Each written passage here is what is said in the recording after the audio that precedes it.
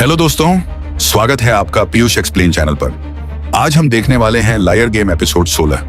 पिछले एपिसोड में हमने देखा था कि कैसे अकियामा की शानदार प्लान को योकोया ने उसी के खिलाफ इस्तेमाल कर लिया। उसने अपनी चालाकी से डे कंट्री के 3 खिलाड़ियों को लालच में फंसाकर पूरे 1.31 बिलियन येन अपने अकाउंट में ट्रांसफर करवा लिया। अब नाइट कंट्री के पास लगभग 4.2 बिलियन येन जमा हो चुके थे और पहली नजर में ऐसा लग रहा था कि डे कंट्री की हार तय है। लेकिन क्या सच में अकियामा के पास अब कोई रास्ता नहीं बचा था, या फिर वो एक बार फिर ऐसा दिमागी खेल खेलने वाला था जिसकी किसी ने कल्पना भी नहीं की थी? चलिए देखते हैं। एपिसोड की शुरुआत डे कंट्री से होती है। हर खिलाड़ी के चेहरे पर डर और निराशा साफ दिखाई दे रही थी। सभी को लग रहा था कि अब वापसी लगभग नामुमकिन है। कुछ खिलाड़ियों को अभी भी उम्मीद थी कि बचे हुए राउंड्स में लगातार जीत हासिल करके मैच पलटा जा सकता है। लेकिन यूजी सभी का हिसाब लगाकर साफ बता देता है कि सिर्फ कुछ राउंड जीतने से कुछ नहीं बदलेगा। अगर आखिर तक नाइट कंट्री के पास ज्यादा रकम रही तो डे कंट्री की हार तय होगी। उसकी बात सुनकर पूरी टीम समझ जाती है कि हालात उनकी सोच से कहीं ज्यादा खराब हैं। तभी किसी के मन में आखिरी उम्मीद आती है कि शायद नाइट कंट्री का कोई खिलाड़ी उनकी मदद कर दे। लेकिन यूजी साफ कर देता है कि जब किसी टीम की जीत लगभग तय हो तो कोई भी अपनी ही टीम से गद्दारी नहीं करेगा। उसकी बात सुनकर पूरे कमरे में फिर से सन्नाटा छा जाता है। उधर एडा, सुनोदा और कितामुरा अपनी गलती की वजह से पूरी तरह टूट चुके थे। उन्हें एहसास हो चुका था कि लालच में आकर उन्होंने पूरी टीम को हार के कगार पर पहुंचा दिया है। काफी देर तक अपराध बोध में रहने के बाद तीनों हिम्मत जुटाकर अकियामा के सामने पहुंचते हैं और अपनी पूरी गलती स्वीकार कर लेते हैं। अकियामा उनसे सिर्फ एक बात जानना चाहता है कि जब उन्होंने पैसा उठाया था तब उनके दिमाग में टीम थी या सिर्फ उनका अपना लालच। तीनों बिना कोई बहाना बनाए अपनी गलती मान लेते हैं और स्वीकार करते हैं कि उस समय उनके दिमाग में सिर्फ पैसा था। पूरी टीम को लगता है कि अब अकियामा जरूर गुस्से से फट पड़ेगा, लेकिन ऐसा कुछ भी नहीं होता। वह बिल्कुल शांत रहता है। उसका मानना था कि गलती मान लेने वाले इंसान पर गुस्सा करने से कुछ हासिल नहीं होगा। अगर अभी भी जीतना है, दिमाग से काम लेना होगा। यही बात सुनकर पूरी टीम हैरान रह जाती है। इसके बाद अकियामा कुछ देर तक गहरी सोच में डूब जाता है। पूरे कमरे में फिर से खामोशी छा जाती है। अचानक उसके चेहरे पर हल्की सी मुस्कान लौट आती है। उसे जीतने का एक आखिरी रास्ता मिल चुका था। वह पूरी टीम को बताता है कि अभी भी उनके पास एक मौका बाकी है, लेकिन इस बार पूरी योजना सिर्फ वही अंजाम देगा। उसकी नजर अब उसी खिलाड़ी पर थी जिसने योकोया के कहने पर डे कंट्री के 3 खिलाड़ियों को अपने जाल में फंसाया था। जैसे ही वह खिलाड़ी एग्जामिनेशन रूम में आएगा, वहीं से पूरी बाजी पलटने की शुरुआत होगी। अब पूरी डे कंट्री एक बार फिर अकियामा पर भरोसा कर लेती है। दूसरी तरफ नाइट कंट्री लगातार 100 मिलियन येन की कॉल्स करके अपना खजाना बढ़ाती जा रही थी।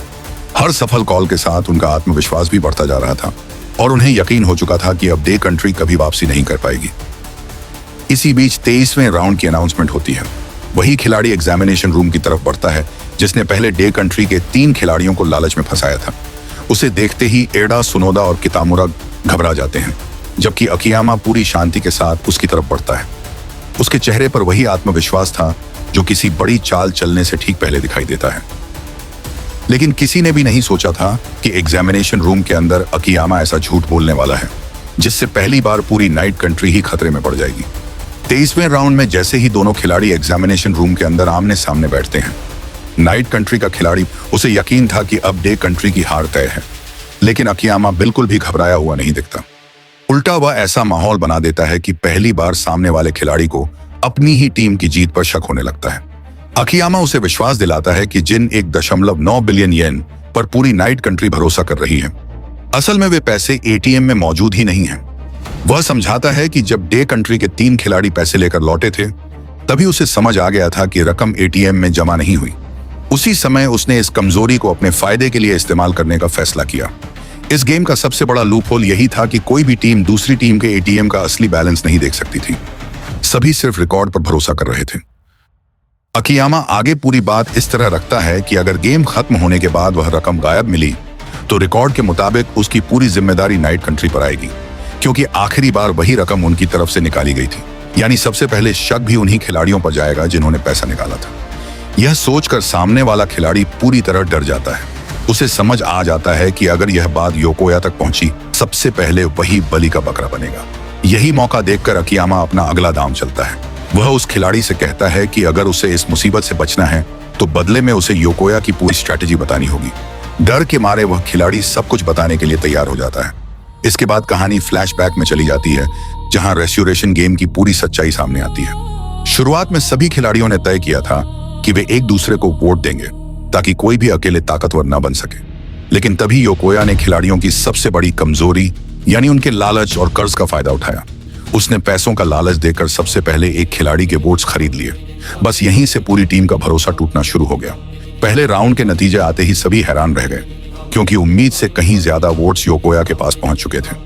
इसके बाद उसने खिलाड़ियों के मन में ऐसा शक पैदा कर दिया कि कोई भी किसी पर भरोसा करने को तैयार नहीं था।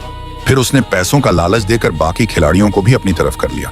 धीरे धीरे सभी ने अपने वोट्स, टिकट्स और लगभग सारा पैसा उसके हवाले कर दिया। सबसे ज्यादा नुकसान नक्कादाते नाम के एक सैलरी मैन का हुआ। उसने अपनी सारी बचत, रिटायरमेंट की रकम और भविष्य की कमाई तक दांव पर लगा दी। बदले में उसे सिर्फ थोड़ा सा फायदा मिला, जबकि योकोया ने पूरी टीम पर अपना डर और नियंत्रण कायम कर लिया। अब पूरी नाइट कंट्री उसके आदेशों पर चल रही थी। कोई भी खिलाड़ी उसके खिलाफ जाने की हिम्मत नहीं कर सकता था, क्योंकि सभी पर भारी कर्ज था और सभी जानते थे कि अगर उन्होंने योकोया का विरोध किया तो उनका सब कुछ खत्म हो जाएगा। लेकिन अकियामा यह कहानी सुनकर बिल्कुल भी हैरान नहीं होता, बल्कि वह मुस्कुराने लगता है, क्योंकि अब उसे समझ आ चुका था कि योकोया की सबसे बड़ी ताकत उसकी चालाकी नहीं, बल्कि लोगों के मन में बैठा हुआ डर था। योकोया की पूरी कहानी सुनने के बाद अकियामा समझ जाता है कि नाइट कंट्री के खिलाड़ी उसकी इज्जत नहीं करते, बल्कि उससे डरते हैं। इसके बाद वह अपनी टीम की कहानी सुनाता है। वह बताता है कि डे कंट्री में भी एक ऐसा खिलाड़ी था जिसके पास सबसे ज्यादा ताकत थी, लेकिन उसने उस ताकत का इस्तेमाल अपने फायदे के लिए नहीं किया। नाओ कंजाकी ने अपने पास जीता हुआ लगभग सारा पैसा बाकी खिलाड़ियों में बांट दिया था। उसका मानना था कि अगर कोई भी लालच न करे और सभी एक दूसरे पर भरोसा करें तो हर खिलाड़ी बच सकता है। यही सोच डे कंट्री को नाइट कंट्री से पूरी तरह अलग बनाती थी।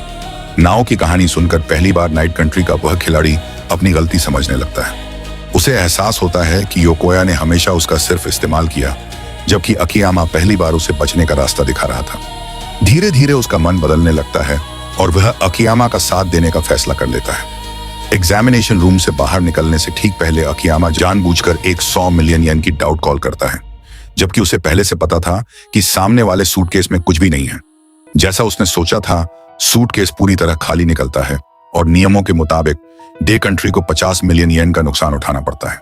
बाहर खड़े सभी खिलाड़ियों को लगता है कि अकियामा से बहुत बड़ी गलती हो गई है, लेकिन असलियत में यही उसकी नई स्ट्रेटेजी का पहला कदम था। इसके बाद अकियामा पूरी टीम को अपनी असली योजना समझाता है। वह बताता है कि उसने नाइट कंट्री के खिलाड़ी को यकीन दिला दिया है कि 1.9 बिलियन येन कहीं छिपाए जा चुके हैं। इसलिए अब उसकी नजर में नाइट कंट्री के एटीएम में सिर्फ 2.3 बिलियन येन ही बचे हैं। लेकिन अकियामा का मकसद सिर्फ वह पैसा डे कंट्री तक लाना नहीं था। वह समझाता है कि अगर वे अभी ज्यादा पैसा भी जीत लें, तब भी पुराने कर्ज की वजह से उन्हें अगले राउंड में जाना ही पड़ेगा। इसलिए सिर्फ पैसा जीतना इस गेम में जीत नहीं कहलाता। अब अकियामा अपनी सबसे खतरनाक चाल सबके सामने रखता है। उसकी योजना थी कि लगातार 100 मिलियन येन की डाउट कॉल्स करके नाइट कंट्री को खुद अपना पैसा गंवाने पर मजबूर किया जाए, क्योंकि उन्हें पूरा भरोसा था कि उनके एटीएम में 4.2 बिलियन येन मौजूद हैं। इसलिए वे हर बार वही रकम घोषित करेंगे। लेकिन हर गलत डाउट कॉल के बाद उनके खाते से 50 मिलियन येन कम होते जाएंगे और उन्हें इसका एहसास भी नहीं होगा। यानी इस बार अकियामा बिना एक भी बड़ा हमला किए योकोया को उसकी अपनी गलतफहमी से हराने वाला था। इसके बाद कई राउंड्स तक बिल्कुल यही होता है। नाइट कंट्री बार बार वही गलती दोहराती रहती है और धीरे धीरे उनका खजाना कम होने लगता है।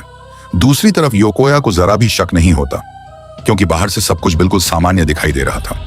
आखिरकार 26वें राउंड में अकियामा नाइट कंट्री के एक और खिलाड़ी को अपनी बातों में फंसाने में सफल हो जाता है। अब उसके पास एक नहीं बल्कि 2 अंदरूनी खिलाड़ी थे, लेकिन वह अपनी टीम को साफ चेतावनी देता है कि अगर योकोया को जरा सा भी शक हो गया तो अब तक की सारी मेहनत एक पल में बर्बाद हो जाएगी। उधर दूर खड़ा योकोया हर खिलाड़ी की छोटी से छोटी हरकत पर नजर रखे हुए था। उसे अभी तक कुछ भी समझ नहीं आया था, लेकिन खेल अब उस मोड़ पर पहुंच चुका था जहां एक छोटी सी गलती भी पूरे मैच का नतीजा बदल सकती थी। यहीं पर लायर गेम एपिसोड 16 खत्म होता है। अब देखना होगा कि एपिसोड 17 में अकियामा की यह खतरनाक माइंड गेम सफल होती है या फिर योकोया एक बार फिर सबको चौंका देगा। अगर आपको यह एक्सप्लेनेशन पसंद आया हो तो वीडियो को लाइक करें। चैनल पीयूष एक्सप्लेन को सब्सक्राइब करना बिल्कुल मत भूलिए। मिलते हैं अगले एपिसोड में।